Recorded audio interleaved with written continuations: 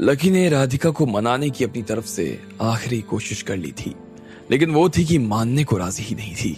ऐसे में लकी ने कह दिया कि अब वो और उसके पीछे नहीं जाना चाहता था।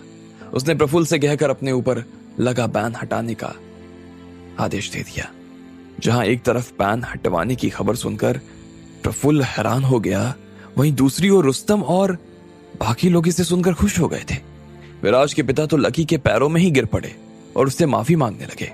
इधर बाकी लोग जो वहां पर खड़े थे वो सब विराज के परिवार से भी एक दर्जा नीचे थे। उन्हें तो पता भी नहीं था कि अग्रवाल परिवार का कोई परिवार भी हुआ करता था, इसलिए उन्हें नहीं पता चला कि आखिर हो क्या रहा है यहाँ पे। उन्हें समझ ही नहीं आ रहा था कि उसका कद इतना भी क्या बड़ा था कि रुस्तम जैसा आदमी उसे सर कहकर बुला रहा था। विराज का बाप उसके पैरों में गिरा था और बाकी सब लोग उसे परिवार में शामिल होने की बधाई दिए जा रहे थे। इससे पहले कि वो अपनी तरफ से कुछ समझ पाते, इतने में विराज के पिता ने सब लोगों से कहा कि उन्होंने लकी का अपमान किया था और अब उन्हें लकी के पैरों में गिरकर उससे माफी मांगनी चाहिए। जब तक वो अपने घुटनों पर नहीं आने वाले थे तब तक लकी उन्हें माफ नहीं करने वाला था। वो सब लोगों को घुटनों पर लाकर लकी का गुस्सा शांत करवा सकता था। अगर लकी चाहता तो एक बार में इन 20 के 20 परिवारों को खरीद सकता था और उन्हें 5 मिनट में सड़क पर ला सकता था। ऐसे में विराज का बाप यही चाह रहा था कि जो वो कह रहा था बाकी लोग वही करना शुरू कर दें। लेकिन बाकी सब लोग विराज के बाप को हैरानी भरी नजरों से देख रहे थे।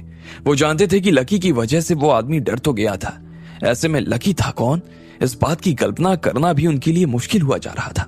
वो उसके सामने घुटनों पर आ तो जाना चाहते थे, लेकिन सबसे पहले आने की हिम्मत कौन करे, ये किसी को समझ नहीं आ रहा था। विराज के पिता ने सबसे पहले अपने ही बेटे के ऊपर चिल्लाते हुए कहा। उसकी आवाज सुनते ही विराज के दिल की धड़कन एक बार के लिए मानो रुक गई। वो अपने पिता की तरफ बेबसी भरी नजरों से देखे जा रहा था। उसे समझ नहीं आ रहा था कि आखिर उसके पिता ऐसा क्यों कर रहे थे। जब वो अपनी जगह से हिला ही नहीं तो उसने फिर से चिल्लाते हुए कहा, साले नालायक, तुझे सुनाई नहीं दे रहा क्या मैं क्या कह रहा हूं? चुपचाप गिर उसके पैरों पर। तेरा बाप यहां उसके पैरों पर बैठा है और तू है कि उधर ऐसे तन कर खड़ा है। अगर तू इनके पैरों पर नहीं गिरेगा ना, मैं तेरी शादी होने से पहले तुझे जान से मार दूंगा। अब किसका मुंह देख रहा है, चला नीचे, उसने शेर की तरह गुर्राते हुए कहा। सच में विराज के शरीर का खून सूख गया था, लेकिन उसे मालूम नहीं था कि असल में तो उसके पिता उसकी ही मदद करने की कोशिश कर रहे थे। उसके बाद में उसके सामने झुकना पड़ता। उसे तो अच्छा था कि वो अभी उसके सामने झुक जाता। उसके अलावा तो वही था जिसकी वजह से यह सब हो रहा था। जी पिताजी, जी, विराज ने लड़खड़ाती हुई जुबान में कहा। वो संकट को तो अब भाप गया था। उसके चेहरे पर चिंता की लकीरें खींचनी शुरू हो गई। शहनाज की मदद लेते हुए वो धीरे से भीड़ में से निकलकर बाहर आया और उसके बाद सब लोगों के सामने खड़ा हो गया। उसकी पैंट अभी भी गीली की गीली ही थी और उसके ऊपर उसके गीलेपन का निशान भी साफ नजर आ रहा था। लकी के सामने तक आने में उसके पैर कांप रहे थे। वो धीरे धीरे उसके सामने आया और फिर उसके पैरों में आकर बैठ गया। उसका शरीर नीचे बैठने के बाद भी कांपे जा रहा था, बहुत जोर जोर से कांप रहा था वो। और कांपते कांपते उसने कहा, बड़े भाई, मैंने अभी आपसे जो कुछ भी कहा उसके लिए माफी चाहूंगा। मुझे आपके सामने उस योगीराज को लड़ने के लिए नहीं भेजना चाहिए था, लेकिन क्या करूं, शायद मेरी अकल घास चढ़ने के लिए गई हुई थी, इसलिए मैंने ये सब किया। लेकिन मैं आपसे इस बात का वादा करता हूं कि मैं आगे से ऐसा कुछ नहीं करने वाला। प्लीज इस बार मुझे छोड़ दीजिए, जाने दीजिए मुझे। शहनाज भी अब पीछे नहीं रहना चाहती थी। वो खुद भी विराज के साथ में आकर उसके पास बैठ गई। वो तो विराज को दिल ही दिल में शादी से पहले ही अपना पति मान चुकी थी, लेकिन इस वक्त विराज को उसकी कोई परवाह नहीं थी। उसने लकी को भला बुरा कहकर जो गलती की थी, वो तो बस उसी चीज की माफी मांग लेना चाहता था। एक पल के लिए शहनाज को विराज का यह व्यवहार अच्छा नहीं लग रहा था। वो बिना किसी भाव के विराज के चेहरे को देखे जा रही थी, लेकिन मन ही मन उसे यह सब ठीक नहीं लग रहा था और उसे कोस रही थी। वो विराज एक ही पल में जैसे उसके लिए कोई अजनबी हो गया था। अब जैसे ही बाकी लोगों ने देखा कि विराज खुद भी अपने घुटनों पर आ गया, तो उन लोगों को भी घुटनों पर आने में कोई दिक्कत नहीं हुई। वो सब भागते हुए लकी के पास आए और आते ही उसके पैरों में जा गिरे। उसके बाद और भी लोग आए और धीरे धीरे सारा हॉल लकी के पैरों में जा गिरा। वहां पर लकी सिर्फ रुस्तम, प्रफुल्ल, प्रभुलाल, वसीम और बाकी 10 लोगों के साथ खड़ा था और सब लोग उसके पैरों में गिरे हुए थे। उस पूरे हॉल में लोग लकी को एक ही सुर में देख रहे थे और उससे एक ही सुर में माफी मांग रहे थे। उन लोगों की आवाज से पूरा हॉल गूंज उठा था। रीना, कुमारी और बाकी लड़कियों ने जब ये देखा तो उन्हें भी एक बार के लिए समझ ही में नहीं आया कि लकी आखिर कौन था। आदमी दया की भीख मांग रहे थे उससे, और औरतें ने भी रोना शुरू कर दिया। उन सब लोगों को देखकर ऐसा लग रहा था जैसे वहां हर कोई मातम मना रहा था।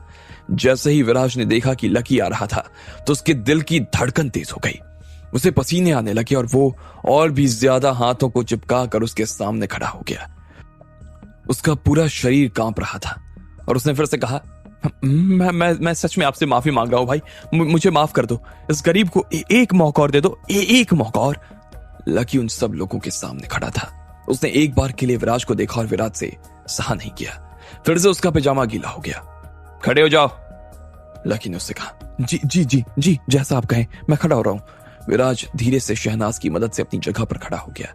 अगर शहनाज उसे सहारा नहीं देती तो वो शायद खड़ा भी नहीं हो सकता था। लकी ने विराज की तरफ देखा और कहा, शहनाज तुम्हारी बीवी होने वाली है। मैं जानता हूं वो खुश नहीं है और मैं भी खुश नहीं हूं, इसलिए मैं अपना हिसाब चुकता करने के लिए फिर आऊंगा। ये सुनते ही विराज का चेहरा पीला पड़ गया। उसके मुंह से निकला, जी जी जी, जी जैसा हुक्म। इसके बाद लकी ने आखिरी बार शहनाज की तरफ देखा और फिर हॉल से बाहर निकलने के लिए दरवाजे की ओर जाने लगा। रुस्तम ने हॉल में खड़े हुए बाकी लोगों की तरफ देखा और कहा, आज यहां पर जो कुछ हुआ उसके बारे में बाहर कोई किसी को कुछ नहीं बताएगा, ना अपने भाई को, ना बीवी को, ना बाप को, ना मां को, ना बाप को, किसी को नहीं। अगर किसी ने इसके खिलाफ मुंह खोलने की सोची भी, अंजाम बहुत बुरा होगा, बहुत बुरा। मैं रुस्तम ये बात कर रहा हूं, समझ गए ना? जो लोग अपने घुटनों पर बैठे थे वो सभी रुस्तम की बात सुनते ही कांपने लगे और उन्होंने बहुत ही धीमी सी आवाज में हाँ कह दिया। रुस्तम ने भी अपनी बात खत्म की और फिर अपने लोगों के साथ में वो हॉल से बाहर आने लगा। इधर प्रफुल्ल अपने सीने में ढेर सारी नफरत लिए खड़ा था। सच में उसे ये सब बर्दाश्त नहीं हो रहा था। लकी ऐसा कैसे कर सकता था? वो राधिका को कैसे छोड़ सकता था और अपना बैन कैसे हटवा सकता था? अगर लकी फिर से परिवार में आ जाता तो सच में प्रफुल्ल के लिए तो बहुत मुसीबत खड़ी हो जाती। वो एक उसके लिए विरोधी बन सकता था। प्रफुल्ल को गुस्सा आ रहा था और अपने गुस्से को शांत करने के लिए वो बस लंबी लंबी सांसें लिए जा रहा था, लेकिन फिर भी उसका गुस्सा था कि शांत होने का नाम ही नहीं ले रहा था। और उसने एक आदमी को लात मारते हुए कहा, साले इस लकी में ऐसा क्या दिख रहा है कि तुम लोग जो उसके सामने ऐसे घुटनों पर बैठे हो, रोए जा रहे हो?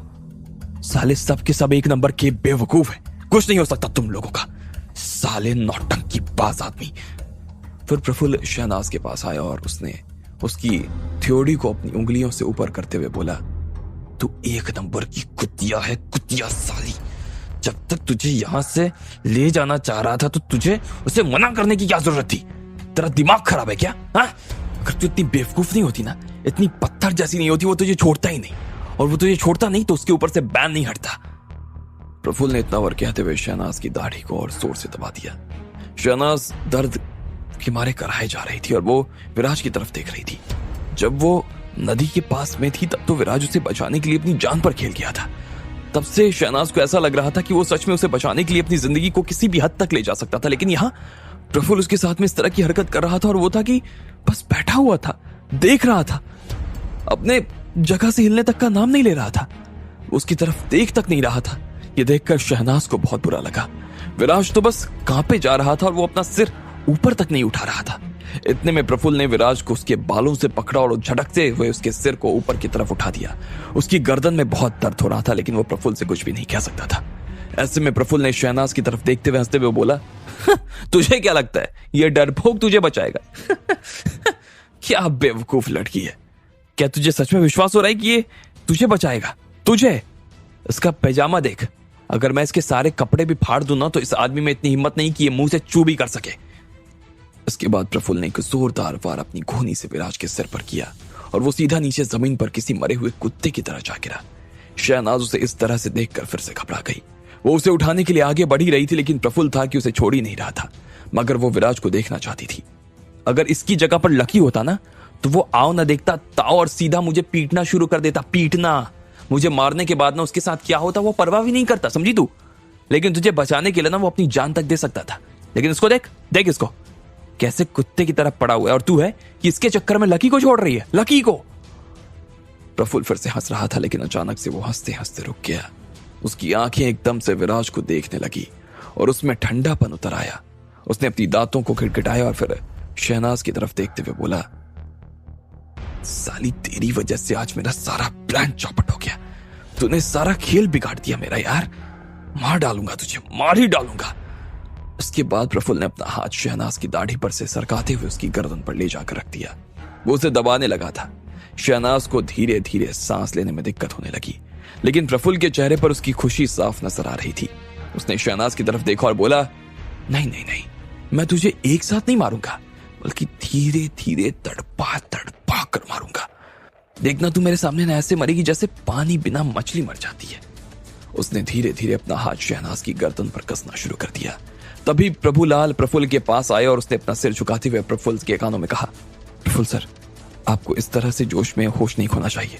भले ही लकी ने इस लड़की को छोड़ दिया, लेकिन फिर भी लकी ने उसे अपने दिल से नहीं निकाला। अगर उसे पता चला कि आपने उसे मारा है तो फिर लकी को संभालना आपके लिए भारी हो जाएगा सर। अब आगे क्या होने वाला था? क्या प्रफुल्ल शहनाज को जान से मार देता? आपको क्या लगता है, क्या होंगे इन सभी सवालों के जवाब? कमेंट बॉक्स में कमेंट करके हमें जरूर बताएं। और सभी सवालों के जवाब को जानने के लिए सुनते रहिए इंस्टा मिलियनेयर सिर्फ पॉकेट FM।